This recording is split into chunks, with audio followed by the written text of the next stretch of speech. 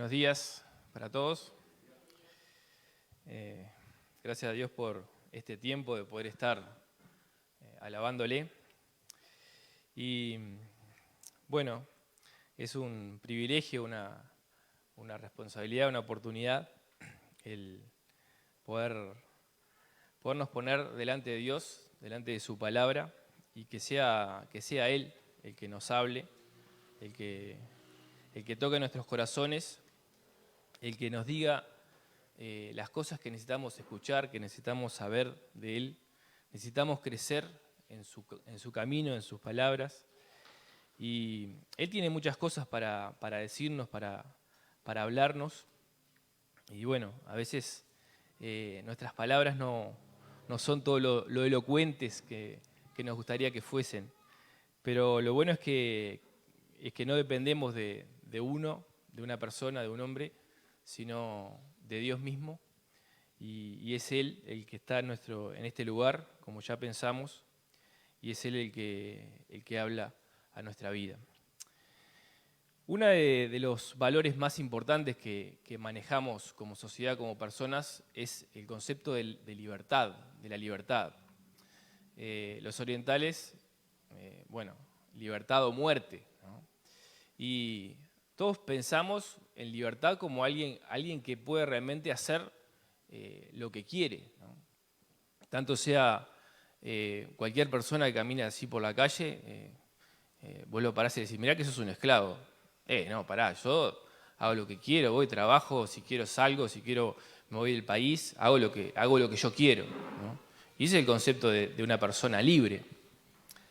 Ahora, Jesús dijo, el que hace pecado es esclavo del pecado.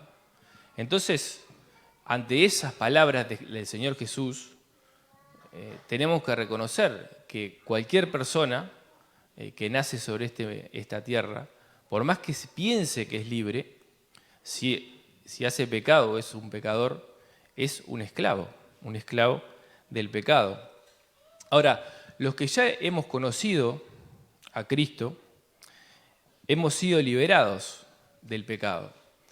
Y eso es lo que nos habla la carta de Gálatas, capítulo 5, que les invito a abrir la Biblia allí, capítulo 5, versículo 1,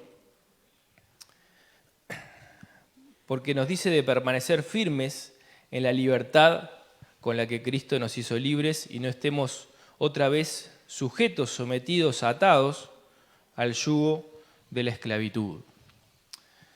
Y también el mismo Jesús que dijo, el que hace pecado es esclavo del pecado, también dijo, si el Hijo os libertare, serán verdaderamente libres.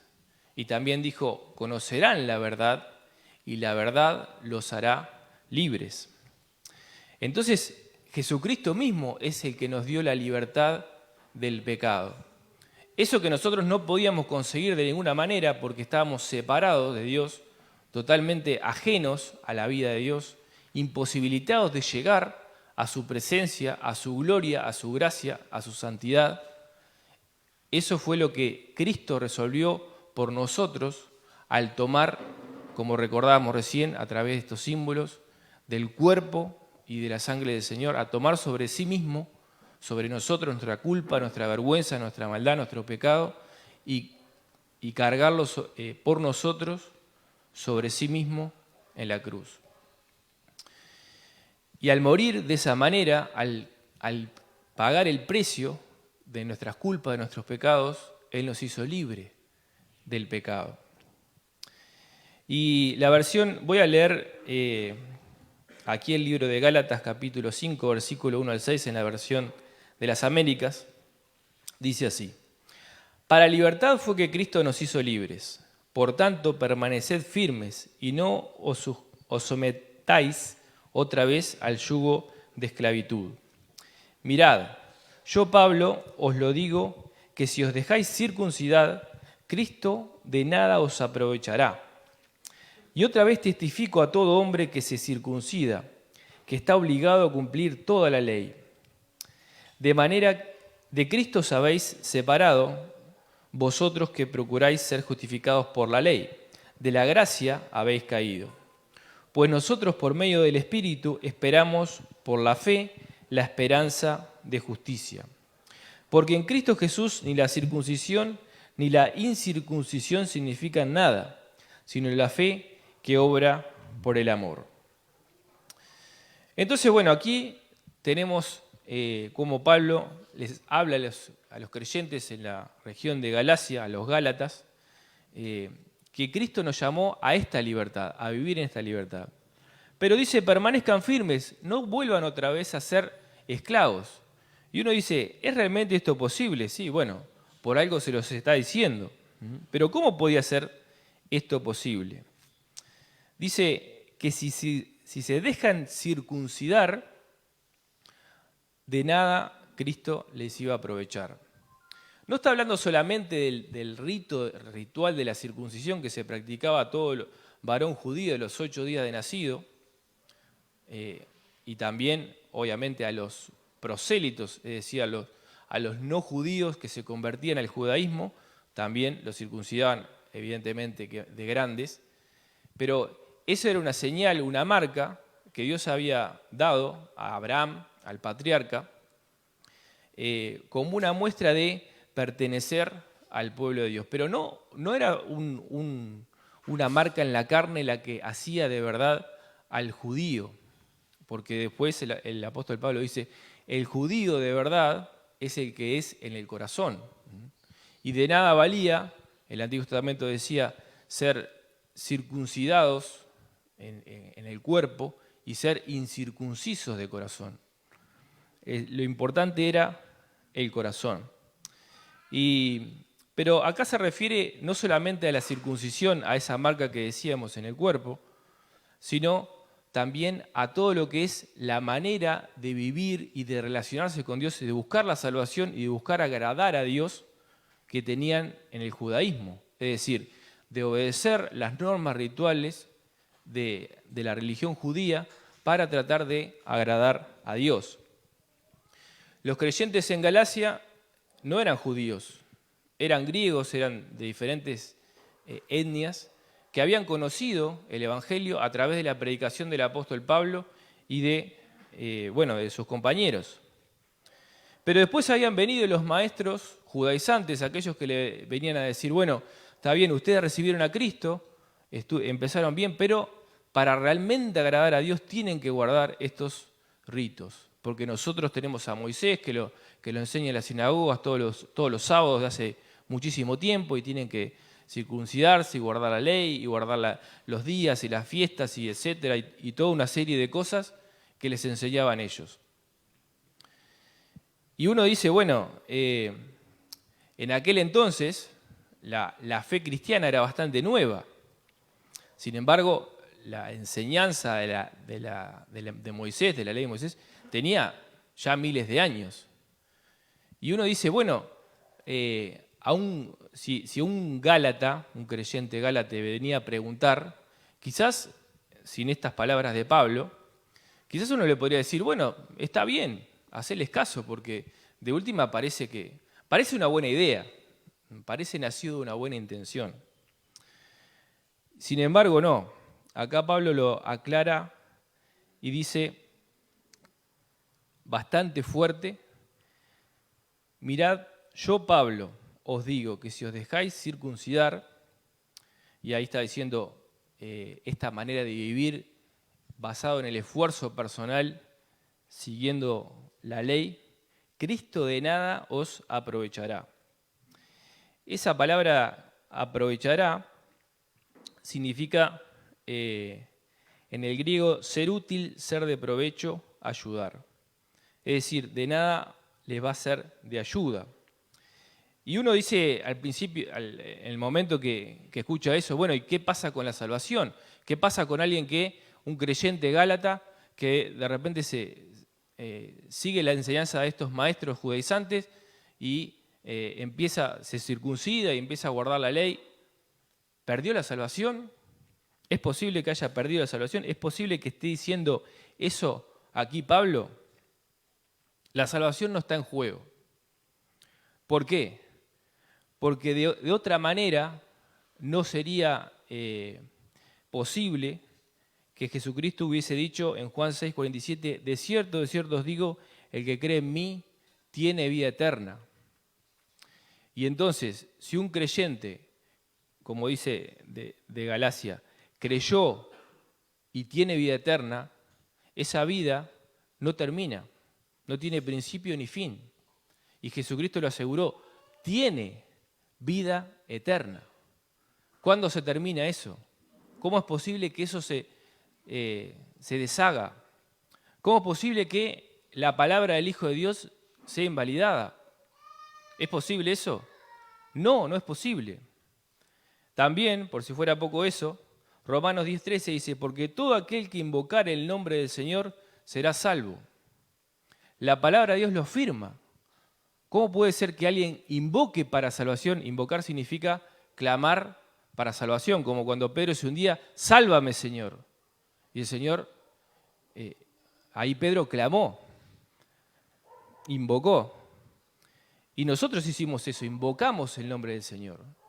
Y la palabra nos afirma con total certeza, certidumbre y categoría, será salvo. ¿Cómo puede ser que si la palabra dice será salvo, alguien pueda perder la salvación? Uno es salvo o no lo es. Si fue salvo, es salvo. Siempre será salvo. Y si no es salvo, bueno, necesita salvarse. Entonces, no está en juego aquí la salvación. ¿Qué es lo que está en juego? Bueno, la vida, el disfrutar de la gracia de Dios, el disfrutar de poder tener las bendiciones del Señor, no la salvación. La salvación o se tiene o no se tiene. O se tiene esa vida eterna o no se salva. Y uno puede moverse por buenas intenciones. Puede haber buenas intenciones, como decíamos, ¿no? De repente, algún creyente gálata, y bueno, está bien, seguí ahí las enseñanzas de estos maestros, ¿no? Pero sin embargo, acá nos dice que es mutuamente excluyente. El versículo 3 nos dice, y otra vez testifico a todo hombre que se circuncida, que está obligado a cumplir toda la ley. Es decir, es mutuamente excluyente. No se puede depender del esfuerzo humano y a la vez confiar totalmente en Cristo. Es una cosa o la otra. O confío en Cristo para mi salvación y para mi relación con Dios, o confío en mí mismo. Eso es lo que está diciendo. Y si confío en Cristo y empecé el camino de salvación, debo seguir de esa manera. No pensar de que le puedo agregar cosas. No pensar que después voy a agradar a Dios por lo que yo, o a relacionarme mejor con Dios, o agregarle cositas. Bueno, está bien, yo me salvé y creo en Cristo, pero ahora, bueno, voy a ir a la sinagoga, voy a ir a aprender, voy a guardar las fiestas, los días y todo eso, y ahí voy a estar un poquito mejor con Dios. Dios se va a agradar más de mí. Este era el peligro que corrían los creyentes en Galacia. No se puede depender de Cristo y depender de sí mismo. Eso o lo uno o lo otro. Romanos 11:6 nos dice, y si por gracia ya no es por obras, de otra manera la gracia ya no es gracia, y si por obra ya no es gracia, de otra manera la obra ya no es obra. Es decir, o se depende de una cosa o se depende de la otra. Y es, como nos dice acá Pablo, y nos lo dice Santiago también, es muy difícil la vida del que depende de sí mismo para agradar a Dios. Dice que está obligado a cumplir toda la ley. Algo que nadie pudo cumplir, excepto Jesucristo. Jesucristo sí cumplió, fue el único que cumplió la ley, toda la ley de Dios, toda la demanda de la ley de Dios a cabalidad, la cumplió Jesucristo. Pero después, ninguno, millones lo intentaron, millones, y todos cayeron en lo mismo. El que quebrantare tan solo un mandamiento de la ley, es hecho culpable de toda la ley. Y así podemos sumar a toda la humanidad, excepto Jesucristo. Hay veces que sumar es restar en este aspecto. ¿Por qué digo eso? Porque bueno, el que había alcanzado ya la gracia de Dios y el que Dios lo mirara con agrado en Jesucristo, cuando quiere ponerle más cositas, hacer algo para que Dios se agrade de mí, termina restando. Hechos 15:10 dice, ahora pues, ¿por qué tentáis a Dios poniendo sobre la cerviz de los discípulos un yugo que ni nuestros padres ni nosotros hemos podido llevar? Eso le decía Pedro a los que intentaban esto. Ni nosotros ni nuestros padres hemos podido llevar el yugo de cumplir a cabalidad con la ley. Ahora, aplicándolo a nosotros mismos, porque nosotros no estamos ahí, no vienen judaizantes a enseñarnos ni nada, ¿no? Pero nosotros hemos conocido la gracia de Dios. Y la gracia de Dios nos llegó de una manera que nos dijo, bueno, sos pecador, no podés agradar a Dios. Dios está enojado por tu pecado. La ira de Dios está sobre ti. No podés solucionar eso. Jesucristo es tu solución. Jesucristo es tu salvación, porque Él pagó por ti tus pecados en la cruz. Recíbelo, acéptalo, cree en Él y tendrás la vida eterna. Y un día escuchamos este mensaje bendito de salvación y lo tomamos.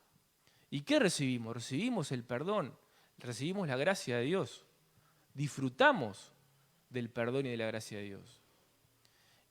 Y la Biblia nos enseña, de la manera que habéis recibido a Cristo, así andad en Él. En esa fe, en esa gracia y en ese amor.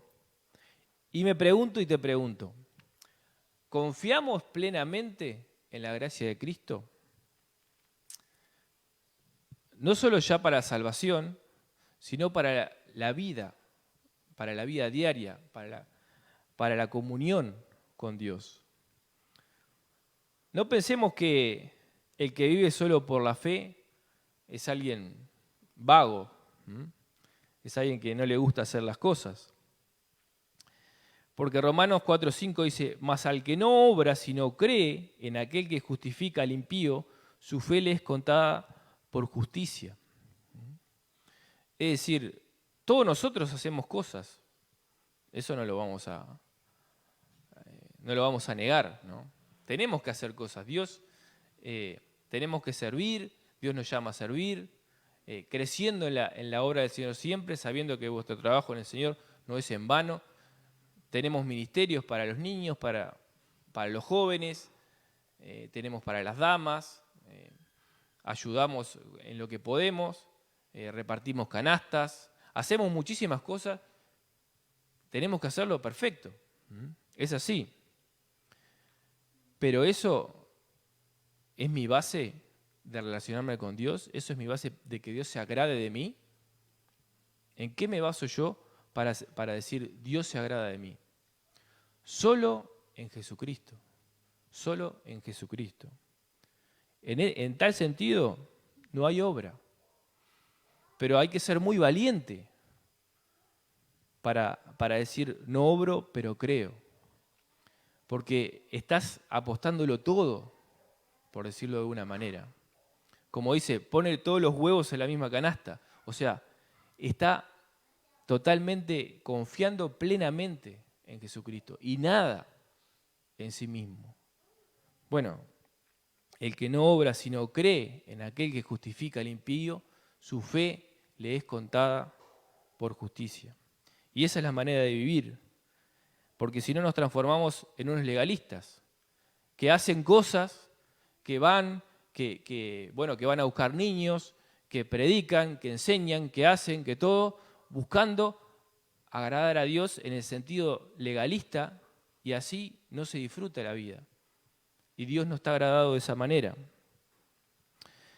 El apóstol Pablo fue un ejemplo Saulo de Tarso tenía todo lo que el legalismo judío requería.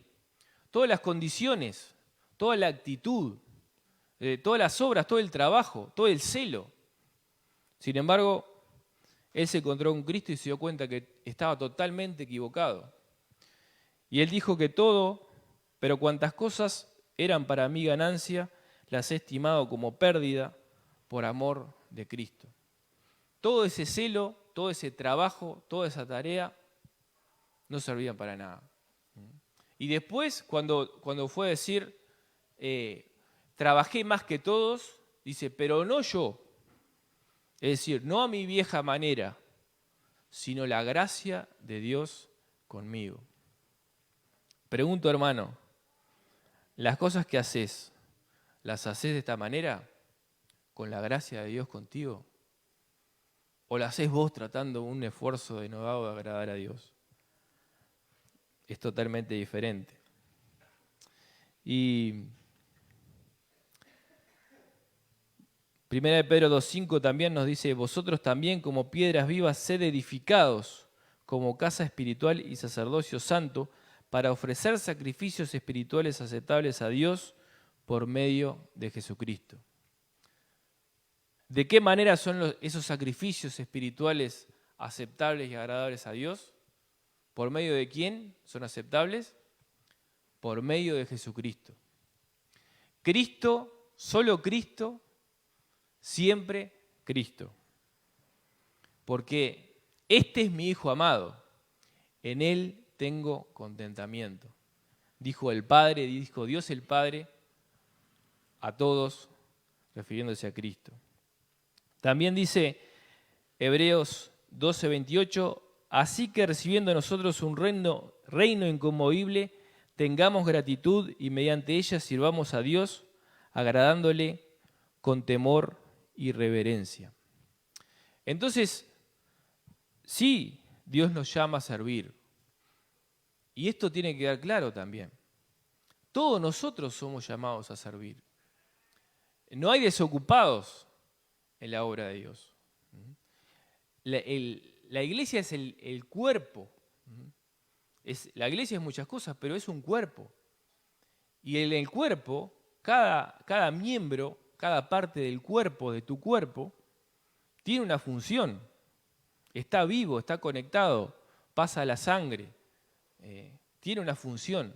No hay ninguna parte del cuerpo que esté ahí sin tener una función. Todo aporta al cuerpo. Y de la misma manera nosotros. No es uno, dos o tres que hacen las cosas y los demás están ahí y no hacen nada. No es la idea de Dios. No es el modelo que tenemos. Cada uno de nosotros, y esto para cada uno de ustedes y de mí, es el ministerio personal, es mi servicio, que será distinto. Para uno será una cosa, para otro será otra, porque somos diferentes, como los miembros del cuerpo, no son iguales. Mismo las manos, son manos, pero uno es la derecha y otro la izquierda. Y ni que hablar comparando con los pies, con el ojo, totalmente diferentes. Y totalmente diferentes sus funciones. Y así también nosotros, la diversidad es complicado decir diversidad ahora, ¿no? Pero bueno, en el buen sentido la diversidad, ¿no? La multiplicidad, la multiplicidad de lo que somos como miembros, ¿no? Enriquece. Y mediante la gratitud debemos de servir a Dios. Sí tenerle temor y reverencia, pero con gratitud. No para conseguir agradar a Dios, sino porque ya Él se agradó de nosotros por la gracia de Jesucristo. Y el versículo 4 dice algo bastante fuerte, dos cosas bastante fuertes. Dice, de Cristo os habéis separado, vosotros que procuráis ser justificados por la ley. Desligado, dice también la versión de 60. De Cristo os desligasteis, os separasteis. Bueno, ahí la palabra es catargeo. Eso de que dice separado o desligado. Y literalmente significa reducir a la inactividad. Eso es lo que significa, ¿no? Viene de dos palabras, kata, que es abajo, y argos, inactivo. Y la primera vez que se menciona esta palabra, catargeo, está en Lucas 13:7, que lo tengo acá, dice: y dijo al viñador, he aquí, hace 3 años que vengo a buscar fruto en esta higuera y no lo hallo. Córtala, para que inutiliza también la tierra. Esa palabra inutiliza es catargeo. De manera que la tierra, que era buena tierra, estaba inútil. ¿Por qué? Porque tenía una higuera arriba que no estaba dando frutos. La higuera no daba frutos. Por lo tanto, la tierra estaba inútil. Catargeo, estaba inútil. Estaba reducida a la inactividad. Y en lo que le dice Pablo a los Gálatas es que si se ponían la ley, ellos como tierra, que podían dar buenos frutos, si se ponían arriba la ley, bueno, no iban a dar los frutos que Dios esperaba de ellos. Y asimismo también nosotros, hermanos, si nosotros no confiamos en Jesucristo, no disfrutamos de la gracia de Dios, si nos desligamos y pensamos que por nuestro propio esfuerzo personal, no estoy diciendo que no haya que esforzarse, ¿sí? Esfuérzate, pero siempre en la gracia. La gracia debe estar siempre, porque si nos separamos de la gracia, bueno, nos volvemos así, nos separamos de Cristo. Y de la gracia habéis caído, dice. Hebreos 13:21 dice: os haga aptos en toda buena obra para que hagáis su voluntad, haciendo Él en vosotros lo que es agradable delante de Él por Jesucristo, al cual sea la gloria por los siglos de los siglos. Amén. Si todo esto fuera, bueno, yo me salvo, escucho el Evangelio, respondo al llamado, levanto la mano y después me esfuerzo y hago todo lo que yo puedo y tal y ya está. Y si funcionara así, bueno, no estarían estas cosas en la palabra. Siempre debemos depender de Cristo. No hay otra manera. No hay otra manera. Dios es el que puede hacernos aptos en toda buena obra para que hagamos su voluntad, haciendo Él en nosotros lo que es agradable delante de Él por Jesucristo. Hermano, estamos llamados a servir y a servir de esta manera, porque de esta manera la gloria es para Dios y de otra manera no, la gloria es para mí. Y te digo, somos muy vulnerables a esto, a buscar la gloria personal. Lo vemos en todo el mundo. Los cuadros compiten en ligas y en campeonatos y después el que gana, bueno, ahí está la copa y se levanta la copa y salen los papelitos atrás y todo el mundo aplaude. A veces aplauden con un estadio vacío por el tema de la pandemia, pero no importa. Ellos saltan y aplauden y gritan y todo. ¿Y qué es eso? Es la gloria humana. Es conseguir la ovación, el esplendor humano, que es totalmente perecedero. Cristo le decía a los fariseos: ¿cómo pueden ustedes creer si reciben la gloria uno de los otros y no buscan la gloria que viene del Dios único, que solo de Dios viene? La verdadera gloria es la que viene del Dios único. Y esa gloria como esplendor, eso es gloria, el esplendor, nos gusta y somos vulnerables, y digo somos, yo también, en buscar ese esplendor unos de los otros, de otras personas, de otros siervos, de otros hombres o mujeres. Somos vulnerables a eso. Pero la verdadera gloria, la que no perece, la que permanece, es la que viene de Dios. Por lo tanto, que Dios reciba la gloria, para que no caigamos de la gracia. Caer de la gracia, esa palabra caer significa, fallar, caer de algún sitio. El objeto puede caer de un sitio o de un recipiente que lo contenía.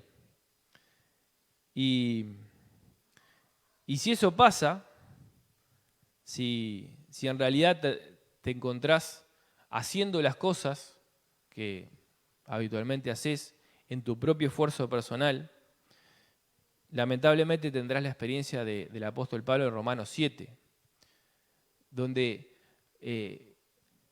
conozco lo que Dios quiere, lo que es lo bueno, pero no puedo hacerlo. Miserable hombre de mí, ¿quién me librará de este cuerpo de muerte? Dice Romanos 7:24. Ahora, ¿quién querría hacer esto? ¿Quién querría vivir en esta forma legalista, habiendo empezado a vivir en la gracia? Y en realidad es bastante más común de lo que pensamos. Porque anoté esta frase acá, dice: a la mente natural le gusta estar sujeta con cadenas externas y está propensa a forjarlas para sí, para que ocupen el lugar de la santidad de corazón. Lo repito, a la mente natural le gusta estar sujeta con cadenas externas y está propensa a forjarlas para sí, para que ocupen el lugar de la santidad de corazón. ¿Qué es lo que busca el Señor? El corazón. Dame, hijo mío, tu corazón, miren tus ojos por mis caminos. Lo que busca es esa relación del día a día, del caminar conmigo, contigo. Una relación de comunión que ya no está limitada por el pecado, porque el pecado fue cargado en Cristo. Pero sin embargo es más fácil para nosotros el pensar que cumplir ciertas normas y leyes y rituales y cosas, eso me va a dar determinado rango, determinado estándar de calidad y Dios se va a agradar de mí. Somos propensos a esa forma legalista. Pero no, Dios quiere la santidad de corazón. Dice, la manera verdadera, dice el versículo 5, pues nosotros, es decir, el que habla, el apóstol Pablo y todos, nosotros, por medio del Espíritu, esperamos por fe la esperanza de justicia. La manera no legalista, la manera verdadera es esta. Comienza diciendo por el Espíritu, es decir, en contraposición con la carne, con el esfuerzo humano personal, por el Espíritu. Debemos prestar atención a lo que el Espíritu Santo nos guía y enseña y dudar de lo que nuestro propio corazón nos impulsa a hacer. El mundo dice, sigue tu corazón, sigue tu corazón. La Biblia dice, engañoso es el corazón más que todas las cosas. ¿Quién lo conocerá? Yo, Jehová, que escudriño la mente y el corazón. Sigamos el Espíritu Santo, basémonos en la palabra, no en los impulsos del corazón. Dice, aguardamos por fe. Aguardar esa actitud de paciencia. Ayer, por ejemplo, con los niños, había uno que tenía mucha energía y en el auto y corría y para abajo y estábamos esperando a uno y, no, pero yo lo voy a buscar y ya lo iba a agarrar y lo iba a traer. No, pará, no, pero no me gusta esperar, dice. Bueno, sí, hay que esperar, hay que aprender a esperar. Y nos cuesta, como ese niño, nos cuesta tranquilizarnos, aguardar, sosegar, calmar el ansia y el anhelo. Nuestra alma está acostumbrada a todo rápido, todo ya, todo instantáneo, ¿no? Microondas, minuto y sale y todo así. Y no es así. Tenemos que aguardar por fe. Por fe, la certeza de lo que se espera, la convicción de lo que no se ve. Es la fe la que justifica esta espera, este aguardar. ¿Y qué es lo que aguardamos? Aguardamos la esperanza de justicia. No se refiere a la justificación de Romanos 5:1. Justificados pues por la fe tenemos paz para con Dios por medio de Jesucristo. Eso es de cuando ya hemos creído, fuimos justificados por la fe. O sea, delante de Dios somos declarados justos por la gracia de Jesucristo. ¿Pero a qué se refiere? Se refiere a la redención de nuestro cuerpo. Filipenses 3:21 dice, el cual transformará el cuerpo de la humillación nuestra para que sea semejante al cuerpo de la gloria suya, por el poder con el cual puede también sujetar a sí mismo todas las cosas.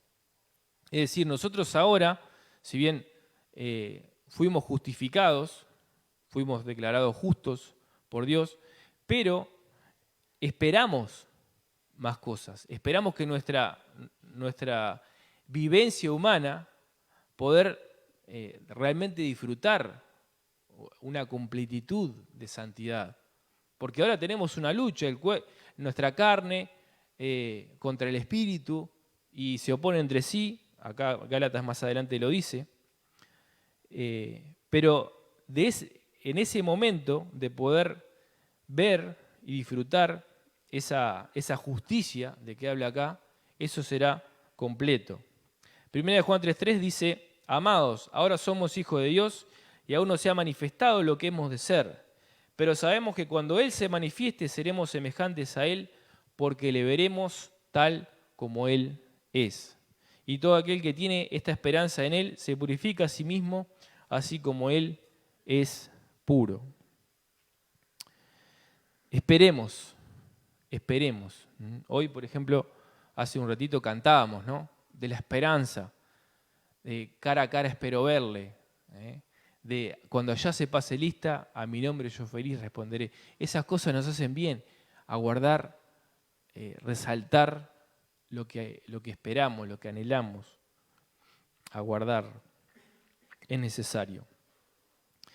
Y después, versículo 6, porque en Cristo Jesús ni la circuncisión ni la incircuncisión significan nada, sino la fe que obra por el amor. En primer lugar, dice, no vale la circuncisión. Es decir, no es el esfuerzo humano religioso lo que vale, lo que estuvimos viendo, lo que tiene valor delante de Dios. Pero tampoco la incircuncisión, es decir, el que se jacta diciendo, no, bueno, yo no soy circuncidado y no quiero saber nada de eso, yo no soy un religioso, no soy como estos religiosos. Tampoco es así, tampoco es eso lo que vale, el jactarse de no estar sujeto a normas o a ritos. ¿Y qué es lo que vale? ¿Qué es lo que vale? Dice, vale la fe. Vale la fe. Dios premia la fe. La fe es el medio que Dios ha elegido para salvarnos y para vivir. Somos salvos por gracia mediante la fe. A través de la fe conocimos a Cristo y a través de la fe nos salvamos. Pero también por la fe tenemos que vivir, mas el justo por la fe vivirá también. ¿Tienes tu fe de verdad? ¿Tengo yo fe de verdad? Parece algo sencillo, pero la fe afecta a todo, la verdadera fe. Porque no es una fe que queda ahí, es una fe que obra, como dice, la fe que obra. O sea, la fe que no impacta la vida y que te lleva a cambiar, que te lleva de verdad a poner de una manera, por decirlo de una manera, patas para arriba la vida, no es fe, no es fe. Santiago lo dice, tienes tu fe y no tienes obras, muéstrame tu fe sin tus obras y yo te mostraré mi fe por mis obras. La fe sin obras es muerta, es decir, la fe que nos lleva a cambiar No es fe, es un mero pensar. Hay un ejemplo ahí de un hombre que hacía una locura, ¿no? Que en las cataratas del Niágara, que se ponía una linga, una cuerda de lado a lado, no sé cuántos metros, pero bueno, caer ahí era una muerte segura, ¿no? Caer en las cataratas, la tienen, ¿no? La imagen de las cataratas del Niágara, lo grande que son y todo, bueno. Y entonces el hombre cruzaba y era un equilibrista muy famoso, y era increíble lo que hacía, cruzaba de lado a lado, todo, y la gente se reunía para mirar la maravilla, ¿no? Y después, y cada vez hacía cosas más locas. Cruzaba con un palo, cruzaba con una carretilla, y todo el mundo, bravo, bravo. Y después de cruzar de un lado para el otro, la gente lo aplaudía, y le decía, ¿creen que puedo cruzar para el otro lado? Y le decía, sí, sí, claro, ya lo había hecho. Bueno, entonces súbase la carretilla. Ah, no, eso es otra cosa, ¿no?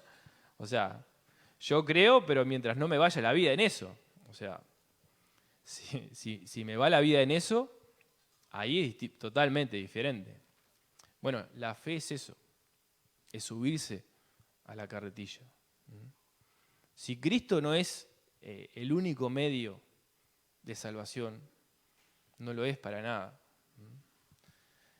Cristo preguntaba, ¿qué es el Hijo del Hombre para la gente?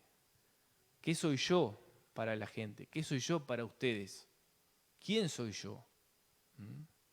¿Un maestro? ¿Elías, el profeta? Pedro le dijo, tú eres el Cristo, el Hijo del Dios viviente. Y Pedro había dejado todo cuando Cristo lo llamó.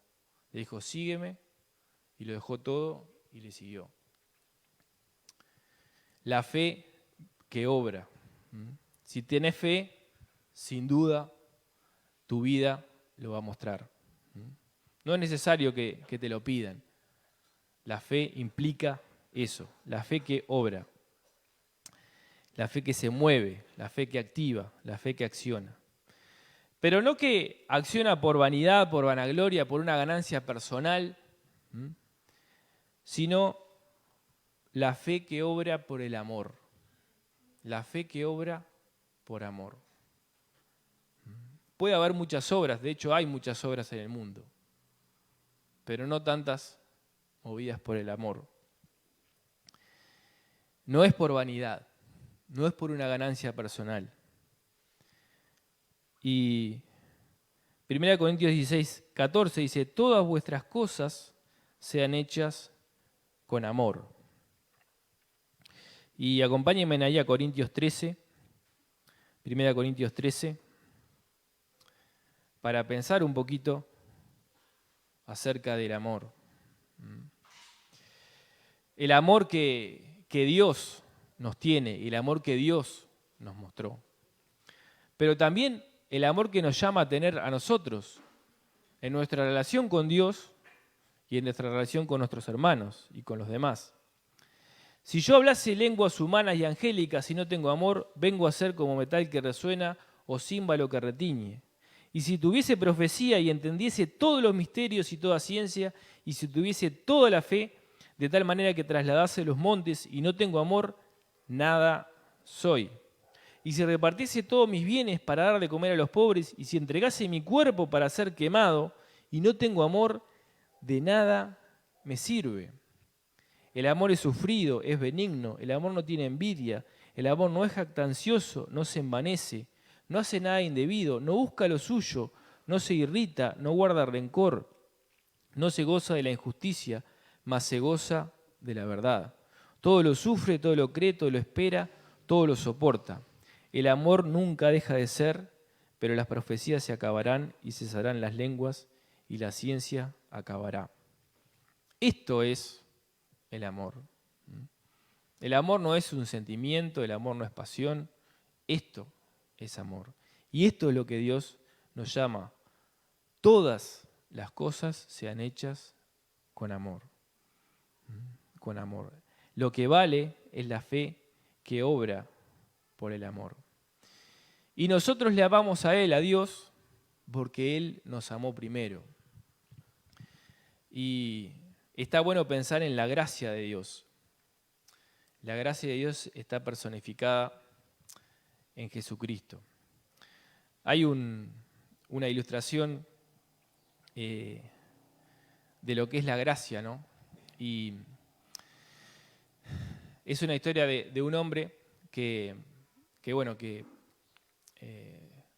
de familia, de buena familia y todo, pero que él había caído en malos pasos y empezó a andar mal y terminó preso. Terminó preso mucho tiempo, muchos años, por un delito grave y deshonró a la familia. Y sabía que era una vergüenza para sus padres, sus hermanos, todos.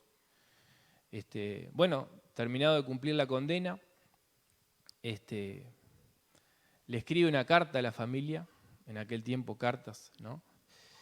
Y en la carta decía que si lo recibían en la casa de vuelta, que él sabía que no merecía ser recibido, porque los había deshonrado, porque había sido una vergüenza familiar toda la vida, las decisiones de él. Que en la casa tenían un árbol adelante y que le pusieran una cinta blanca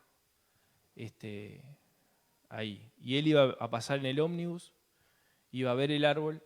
Si estaba esa cinta, iba a entrar. Y si no, iba a seguir en el ómnibus y nunca más los iba a molestar y nunca más sabrían de él. Entonces, el hombre se toma ese ómnibus y la mujer que tenía al lado lo ve muy nervioso, ¿no? Y le dice, ¿qué le pasa? Y él le cuenta la historia a la mujer, ¿no? Y él está muy nervioso y no quiere ni mirar cuando está acercándose a la casa y esperaba ver el árbol que iba a pasar, ¿no? Y entonces le dice, cerrá los ojos y yo te cuento que pase, ¿no? El hombre está ahí con los ojos cerrados y la mujer agarra y emociona y le dice, mira, mira, todo el árbol está lleno de cintas blancas, ¿no? Y eso es una ilustración de la gracia de Dios. Nosotros no merecemos el amor de Dios. No merecemos que Él nos mire con agrado. Pero Él tomó nuestro pecado, nuestro delito, nuestra maldad, y lo cargó sobre su Hijo Jesucristo en la cruz. Si hay alguien aquí que no tiene este amor, hoy puede ser el día de salvación. Hoy Dios quiere ganar tu corazón, quiere salvarte, quiere perdonarte. Y la única base en la que puedes perdonarte es en la base del sacrificio de su Hijo Jesucristo. Esa es la base, ¿no? Ese es el contrato, ¿no?, perfecto que Dios ha hecho con nosotros. Y de esa manera puedes recibir el perdón y el amor y el abrazo de Dios. Porque ese delito, ese pecado fue pagado. No quedó sin castigo, fue cargado por Jesucristo. Dios lo hizo pecado a Él para perdonarnos y ampararnos y tratarnos como hijos y santos a ti y a mí. Que podamos vivir en esta gracia y no trocarla, no tratar de cambiarla ni agregarle nada. Tratar de agregarle nada es arruinarla. Hagamos nuestros ministerios, hagamos lo que tenemos que hacer con gratitud, pero firmes en la gracia de Cristo. Mantengamos firme la esperanza, porque fiel es el que prometió. Y que nuestra fe nos mueva, pero a una tarea en amor, con amor y por amor. Que Dios añada su bendición.